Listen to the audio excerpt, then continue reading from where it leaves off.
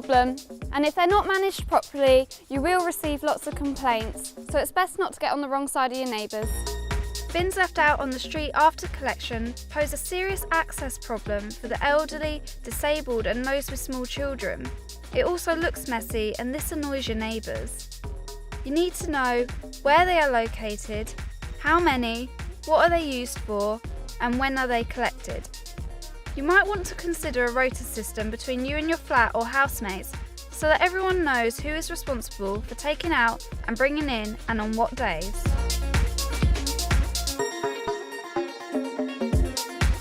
The most serious complaint that BU gets is noise. It's really important that you consider your neighbours. You are now living in the wider Bournemouth community, and as a BU student are representing not just yourself but the university as well. You need to understand what is acceptable and what is not. You should consider that your neighbours might have young children, work shifts or be elderly. They will not appreciate noise at times that you might think are reasonable. Remember, noise travels, so always be considerate. And wherever possible, keep windows closed if you are playing music or have friends round. Also bear in mind that taxis and other street noise can be very disruptive for neighbours.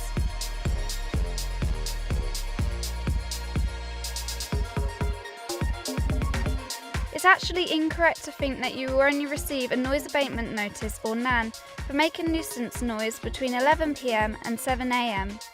If you make consistent nuisance noise at any time of day, you can be served with a noise abatement notice by the local council if someone makes a formal complaint about the noise.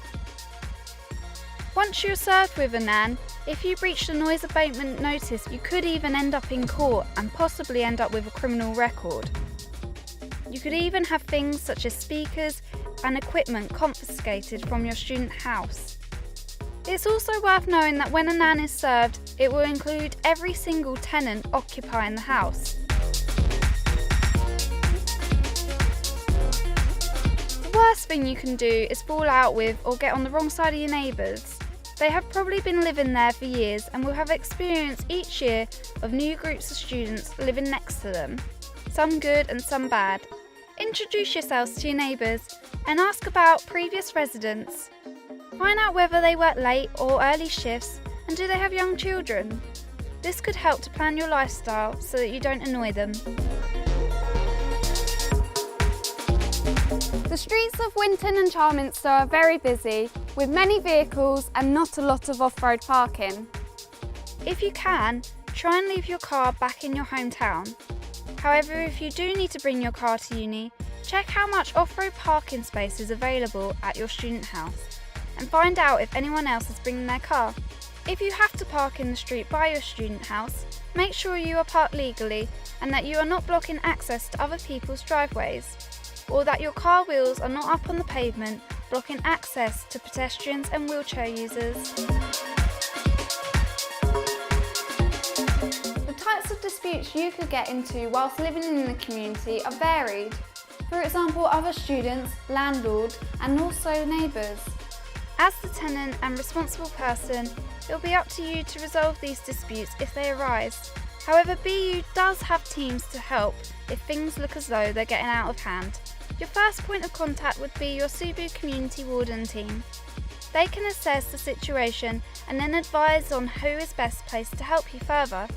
They patrol in the Winton area, and if you live there, they'll be working around the local area and could well pop by to say hello sometime. They are your go-to team for any queries or concerns you have about living in the Winton community. Make sure you know who they are and what they do and how to contact them. If you don't live in the Winton area, then you can still get help and advice by talking to Super Advice on campus. For more information and other advice about living in the community, please visit subu.org.uk.